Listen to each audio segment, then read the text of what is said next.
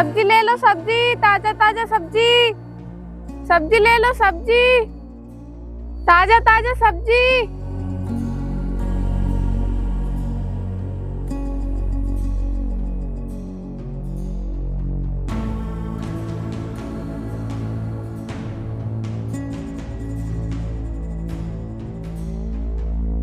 हाँ, सब्जी दे दियो। 1 किलो टमाटर दे दो, 1 किलो आलू दे दो। ठीक है साहब, अभी देती हूँ।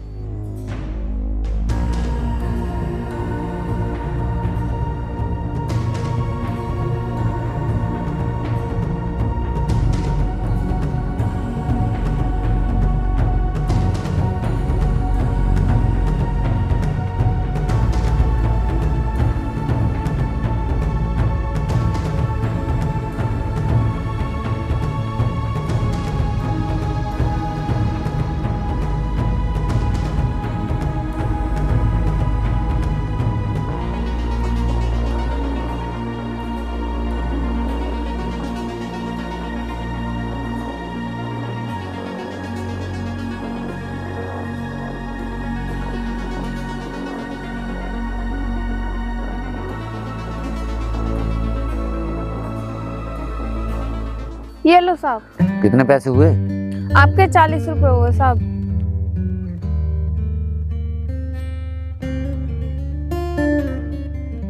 सब्जी ले लो, सब्जी ताजा ताजा सब्जी।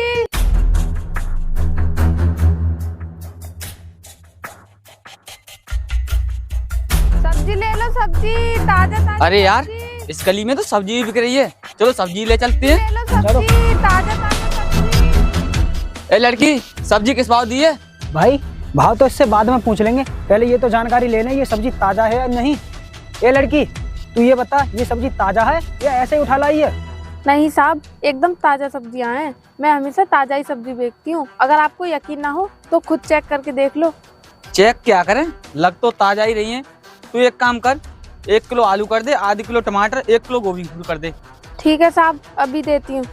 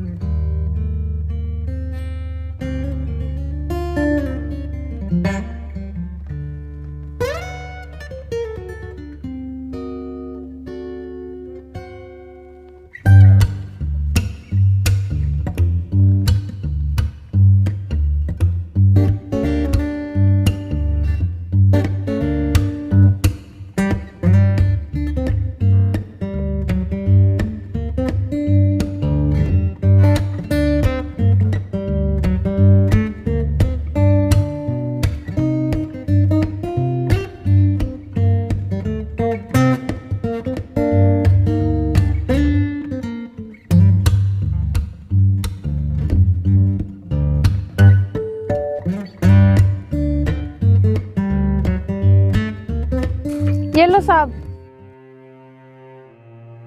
रुकिए साहब, आप पैसे देने तो भूल ही गए। हम कुछ नहीं भूले हैं, भूल तो तू कर रही है जो हमसे पैसे देने के लिए कह रही है। तू जानती नहीं है हम कौन है, हम भाई जी के आदमी हैं, भाई जी के। हाँ भाई जी, यहाँ पर किसी से कुछ भी चीज ले सकते हैं, लेकिन उनसे कोई भी शख्स पैसे देने को नहीं कह सकता, चाहे उसकी चीज कितनी भी कीमती क्यों ना हो।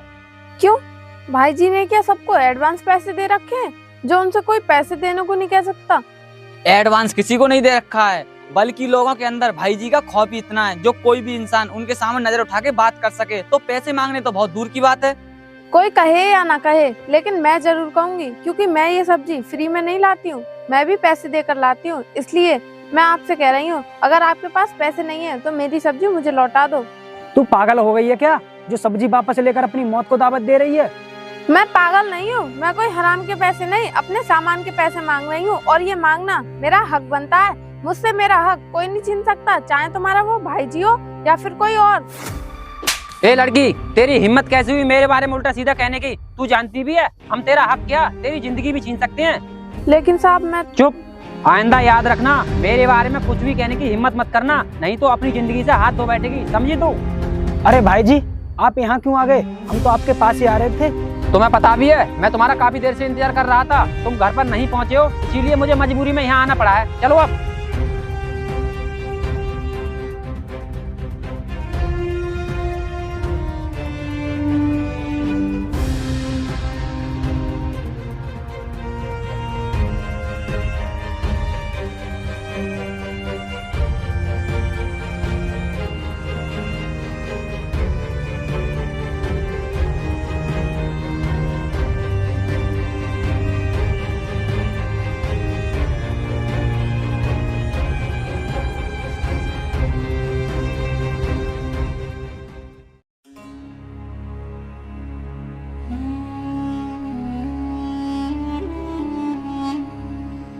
सब्जी ले लो, सब्जी ताजा ताजा सब्जी, सब्जी ले लो सब्जी।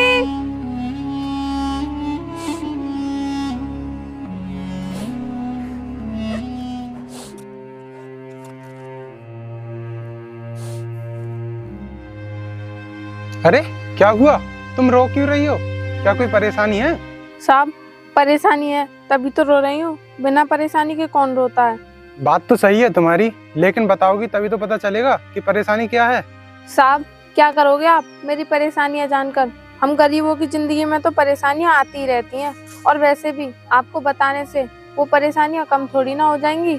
इसीलिए साहब आप अपना सामान लो और अपने घर जाओ, फालतू में समय बर्बाद मत कीजिए।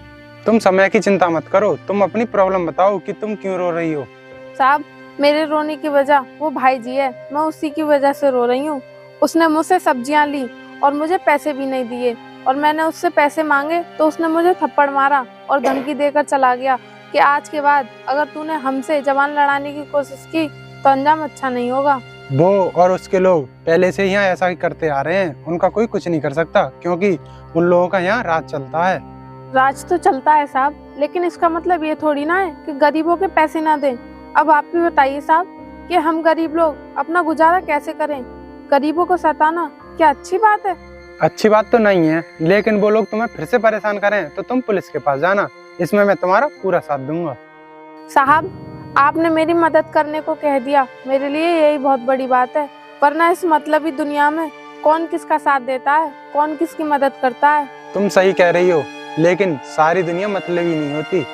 साहब आप भले इंसान हो इसलिए ऐसा कह रहे हो, आपके जैसे इंसान इस दुनिया में देखने को बहुत कम मिलते हैं। अब तुम ये सब बातें छोड़ो, मुझे 1 किलो गोभी और आधा किलो टमाटर दे दो। अभी देती हूँ साहब।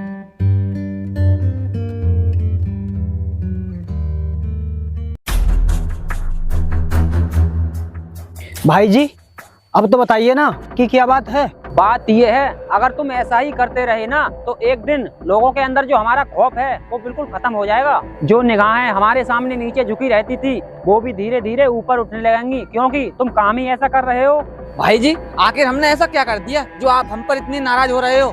तुम लोगों की वजह से मेरी सारी इज्जत मिट्टी में मिल गई, और तुम लोग पूछ रहे हो क्या कर रहे हैं, तो बताऊं क्या कर रहे हैं। तुम लोगों की वजह से ही लोग आज मेरे बारे में उल्टा सीधा बोलने की हिम्मत कर रहे हैं, वरना किसी की हिम्मत नहीं थी जो मेरे बारे में उल्टा सीधा बोल सके, समझे तुम लोग। भाई जी आप क्या कह रहे हो? हमने ऐसा क्या कर दिया जो आपकी इज्जत मिट्टी में मिल गई? हमने तो ऐसा कुछ भी नहीं किया है। तुम्हारी नजरों के सामने वो लड़की मेरे बारे में बिना डरे पूरी आजादी से बोल रही थी और तुम चुपचाप सुन रहे थे, जबकि तुम लोगों को उसे तभी सबक सिखा देना चाहिए था, लेकिन नहीं, तुम लोग तो उसकी आराम से बातें सुन रहे थे। अब तुम ही बताओ, इस तरह से मेरी इज्जत मिट्टी में नहीं मिलेगी। नहीं भाई जी ऐसी बात नहीं है, हम उसे सबक सिखाने वाले थे तभी आप पहुंच गए, वरना हम भी उसे सबक सिखा सकते, क्योंकि वो एक मामूली सब्जी बेचने वाली है, कोई पैसे वाली नहीं जो हमारा कुछ बिगाड़ पाए। हाँ भाई जी ये बिल्कुल सही कह रहा है, इतनी किसी की औकात नहीं जो आपका नाम सुनकर ना डरे। और वो एक ठहरी मामूली सब्जी बेचने वाली, वो कैसे नहीं डरेगी? फिर भी आप कह रहे हो कि वो बेखौफ आजादी से बोल रही थी। भाई जी आपने उसे अच्छे से नहीं देखा, वो बहुत डरी हुई थी। खौफ इंसान की आंखों में दिख जाता है, मैंने उसकी आंखों में देखा, बिल्कुल भी खौफ नहीं था, इसीलिए वो बेखौफ होकर बोल रही थी। भाई जी आप फिक्र मत करो, हम उसकी आंखों में तो क्या, उसके दिल और दिमाग में भी इतना खौफ भर देंगे कि वो आपका नाम सुनकर ही कांप जाएगी। लोगों के अंदर हमारा खौफ होना ही चाहिए, समझे तुम लोग, क्योंकि जब तक उनके अंदर खौफ रहेगा हम कहीं भी कुछ भी कर सकते हैं, हमारा कोई कुछ करने वाला नहीं है। लेकिन जिस दिन लोगों के अंदर से हमारा खौफ खत्म हो गया हम बर्बाद भी हो सकते हैं, समझ लेना तुम लोग। ठीक है भाई जी, हम समझ गए। अब हम शिकायत का मौका आपको कभी दोबारा नहीं देंगे और आपका खौफ लोगों के अंदर हमेशा कायम रखने के लिए जी जान लगा देंगे। समझ गए तो ठीक है, अब हमारा खौफ बरकरार रखना तुम्हारी जिम्मेदारी है, समझे तुम लोग। चलो अब चलते हैं।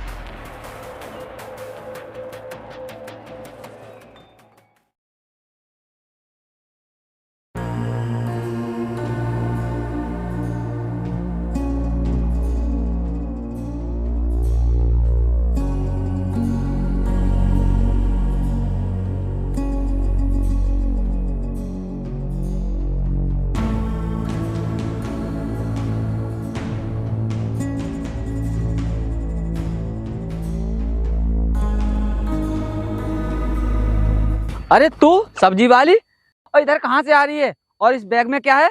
साहब, इस बैग में मेरी किताबें हैं और मैं कॉलेज से आ रही हूँ। क्या इसका मतलब तू भी पढ़ती है? तू पढ़कर क्या करेगी? तू कुछ बन तो सकती नहीं, तेरी पढ़ाई करने से क्या फायदा? हाँ भाई सही कह रहा है, इससे अच्छा तो तेरा सब्जी वाला धंधा अच्छा है, जाकर उसे करना। क्यों पढ़ाई में पैसे बर्बाद कर रही है? मुझे तुम लोगों को सिखाने की कोई जरूरत नहीं है। मैं सब जानती हूँ कि मैं पैसे बर्बाद कर रही हूँ या नहीं। तू कुछ भी नहीं जानती, क्योंकि आय की पढ़ाई का खर्चा अच्छे नहीं झेल पाते तो तू क्या झेलेगी? तू एक मामूली सब्जी बेचने वाली। मैं सब्जी बेचती हूँ तो क्या हुआ? मैं पढ़ नहीं सकती? मैं भी पढ़ सकती हूँ। और रही बात खर्चे की, तो मैं अपनी पढ़ाई में अपना पैसा खर्च करती हूँ, ना कि किसी के बाप का। समझे तुम लोग? तो तुम्हें इसमें बोलने की कोई जरूरत नहीं है। तू कितना भी पैसा खर्च कर ले, लेकिन तू कुछ नहीं कर पाएगी, क्योंकि तू आज भी सब्जी बेचती है और आगे भी तू सब्जी बेचती रहेगी। मैं कुछ भी करूँ या ना करूँ, इससे तुम्हें क्या मतलब? ठीक है, हम भी देखेंगे तुझे कि तू पढ़ लिख कर क्या कर सकती है। चल भाई, चलते हैं।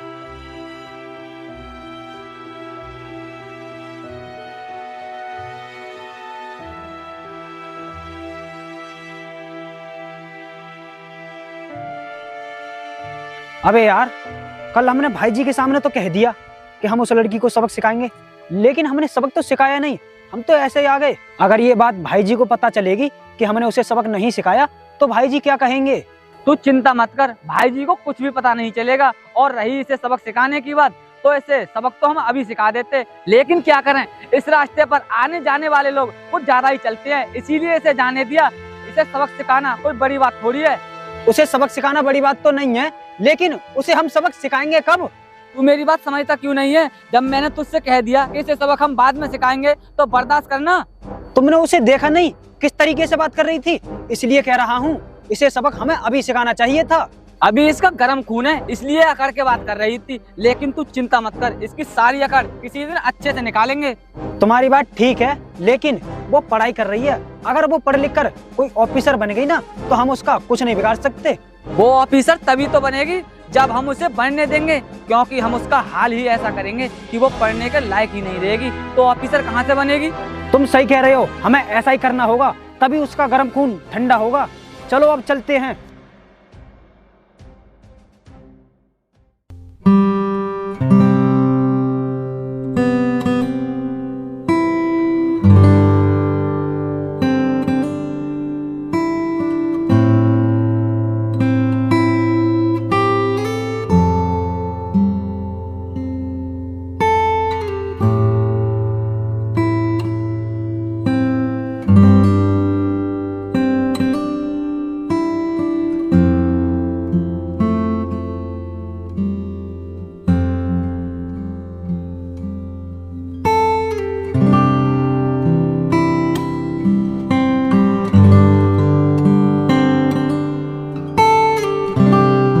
अरे, ये पैसे तो बहुत कम है। अब मैं मंडी से सब्जी कैसे लेकर आऊंगी? मुझे तो कोई उधार भी नहीं देगा।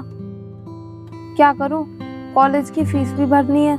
ऐसा करती हूँ, माँ के जो कंगन रखे हैं उन्हें साहूकार के पास गिरवी रख देती हूँ और उन पैसों से अपने कॉलेज की फीस जमा कर दूंगी। अगर मेरी माँ होती तो वो भी यही करती।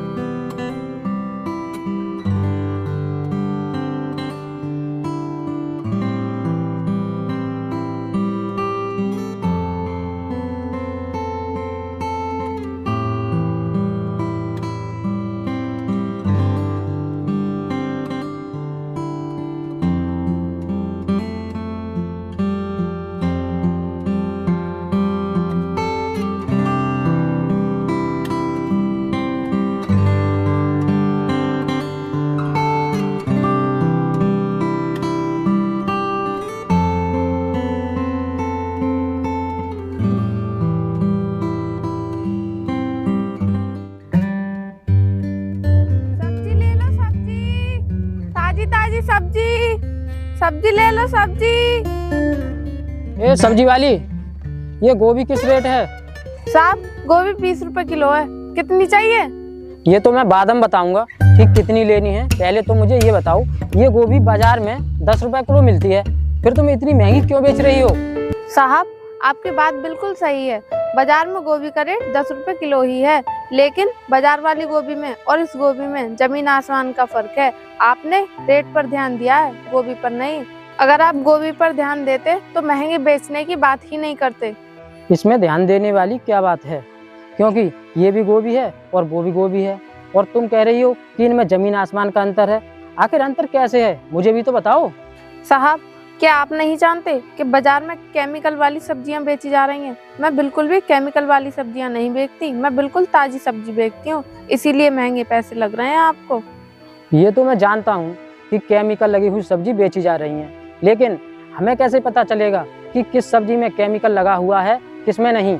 साहब ये बात तो जो सब्जी बेचने का काम करते हैं बस वही जानते हैं। अब तो ये उन्हीं के हाथ में है कि वो अपनी जिम्मेदारी पूरी सही तरीके से निभाएं या नहीं।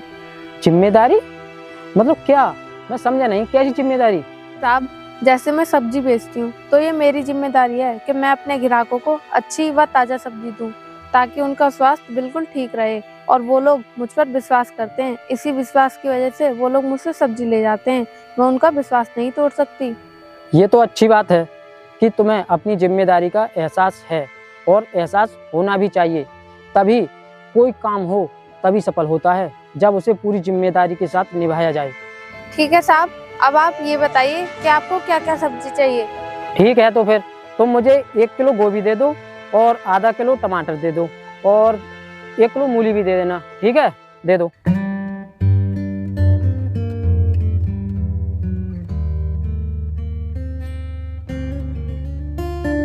वैसे तुम इस सब्जी बेचने के अलावा और भी कुछ काम करती हो? जी साहब, मैं पढ़ाई भी करती हूँ। जब तुम पढ़ाई करती हो तो पढ़ाई ही करो ना, ये सब्जी बेचने का धंधा क्यों करती हो? तुम्हारे घर में और कोई नहीं है, उसे भेज दिया करो सब्जी बेचने और तुम अपनी पढ़ाई करो। नहीं साहब, मेरे घर में कमाने वाला मेरे अलावा और कोई नहीं है। मैं सुबह से लेकर दोपहर तक पढ़ाई करती हूँ और शाम को सब्जी बेचती हूँ। अच्छा, ये तो बहुत बड़ी बात है कि तुम अकेले होने के बावजूद भी पढ़ाई कर रही हो। लीजिए साहब।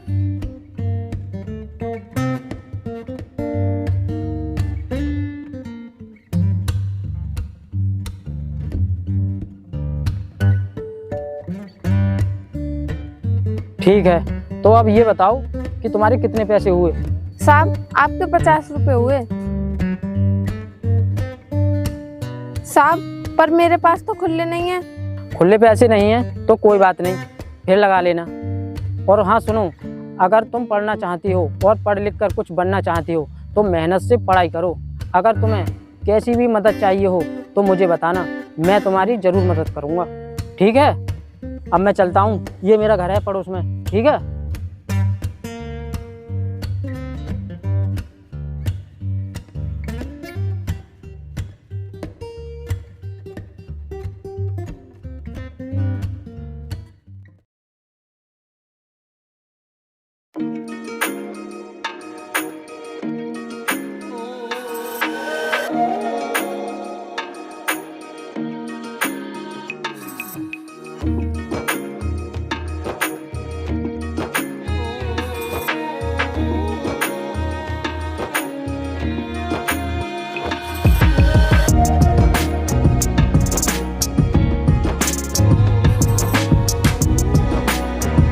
अब बाकी पढ़ाई रात को करूंगी। अब मुझे सब्जी की ठेली लेकर चलनी चाहिए।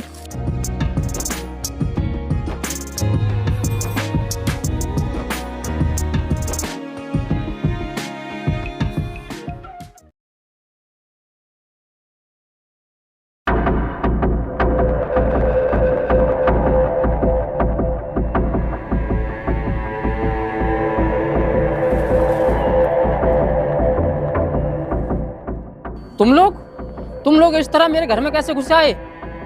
आखिर तुम लोग समझते क्या हो अपने आप को? हम तो अपने आप को जो समझते हैं वो समझते ही हैं, लेकिन तुझे क्या? और क्या बोला? तेरा घर? ये तेरा घर था, लेकिन अब नहीं है। अब इस घर पर हमारा कब्जा है, समझा तू? हाँ, इसलिए इस घर के कागज भाई जी को लाकर दे दे, इसी में तेरी भलाई है। मेरी भलाई के बारे में तुम्हें सोचने की जरूरत नहीं है, समझे तुम लोग। और सुनो, तुम्हारी गुंडागर्दी मुझ पर नहीं चलेगी। अगर मैं चाहूँ ना तो अभी पुलिस को बुलाकर तुम्हें जेल में बंद भी करा सकता हूँ। इसलिए चुपचाप यहाँ से चले जाओ, वरना मजबूरन मुझे पुलिस बुलानी पड़ेगी और तुम लोगों को सारी जिंदगी जेल में काटनी पड़ेगी। सुन बे, तू भाई के सामने जेल की धमकी दे रहा है। यहाँ पर पुलिस भी हमारी है और कानून भी हमारा है। और हाँ, यहाँ का कानून हमारे ऑर्डर से चलता है और इतना किसी में दम नहीं जो हमारे ऑर्डर को ना माने, समझा तू? कानून किसी का गुलाम नहीं, कानून संविधान से चलता है, तुम जैसे गुंडों के ऑर्डर से नहीं। क्योंकि तुम्हारी इतनी औकात नहीं है जो कानून तुम्हारा ऑर्डर मानेगा। फालतू की बकवास बंद कर और जल्दी से अपने घर के कागज लेकर आ। फालतू की बकवास मैं नहीं, फालतू की बकवास तुम लोग कर रहे हो, जो मेरे घर आकर और मेरा घर ही छीनना चाहते हो। हमें पता था कि तू ऐसे नहीं मानने वाला, इसीलिए हमने पहले ही तेरे बेटे को किडनैप कर लिया था। क्या सच में तुम लोगों ने मेरे बेटे को किडनैप कर रखा है? हाँ, हमने सच में तेरा बेटा किडनैप कर रखा है। अब तू सोच ले, तुझे तेरा बेटा चाहिए या ये घर चाहिए? देखो, मुझे ये घर नहीं, अपना बेटा चाहिए। तुम लोगों को इस घर के कागज चाहिए ना, मैं देने को तैयार हूँ, आओ मेरे साथ।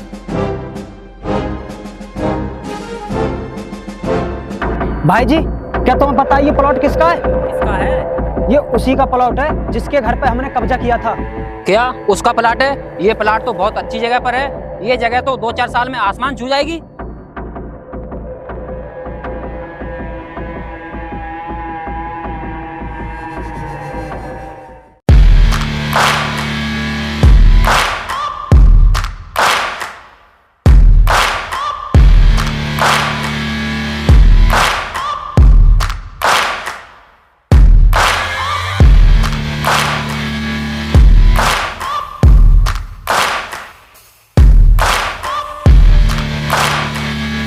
अरे ये गाड़ी में से कौन उतर कर आ रही है? मुझे लगता है ये सब्जी वाली है। और इसके साथ कौन आ रहा है? अरे सब्जी वाली, तू यहाँ पर क्या करने आई है? मैं यहाँ पर तुम लोगों से मिलने ही आई हूँ, क्योंकि मुझे शिकायत मिली है कि तुम लोग जबरदस्ती लोगों के घरों पर कब्जा करते हो। तुझे शिकायत क्यों मिलेगी? तू कोई होम मिनिस्टर है जो लोग तुझसे शिकायत करेंगे? होम मिनिस्टर तो नहीं, मैं एक IAS अधिकारी हूँ, समझे तुम लोग। और मुझे तुम्हारे खिलाफ लिखित में शिकायत मिली है कि तुम लोग लोगों के घरों पर कब्जा करते हो। अब तुम्हें कोई नहीं बचा सकता, तुम तो जेल जाओगे। तू सब्जी बेचने वाली लड़की IAS ऑफिसर कैसे बन सकती है? अगर बन भी गई होगी तो तू हमारा क्या कर लेगी? क्योंकि तेरी औकात हमारे सामने आज भी वही है जो पहले थी, समझी? एक IAS ऑफिसर के साथ बदतमीजी करने का अंजाम जानते हो? जब मैं सब्जी बेचा करती थी तब तुम लोग मुझे बहुत परेशान करते थे, लेकिन अब तुम्हारी इतनी औकात नहीं है कि तुम लोग मुझे परेशान कर सको, समझे तुम लोग। चलो, तुम्हारी जगह तो जेल में है।